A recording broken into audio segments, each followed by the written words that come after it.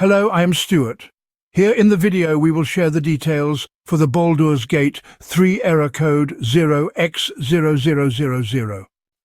The error reads joining failed. Something went wrong on our end, please try again. As per our research, the error comes when players try to join other players in a multiplayer game.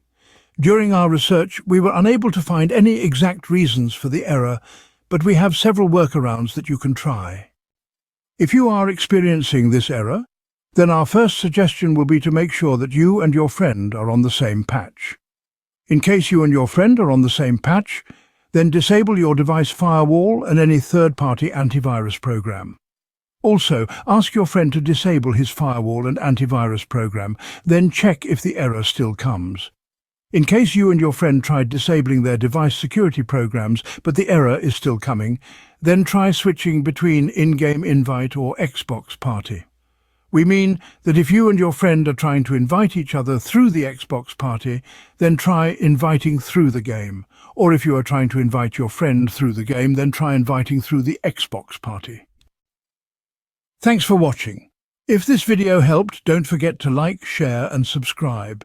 Have any questions or issues? Drop them in the comments below. See you in the next one.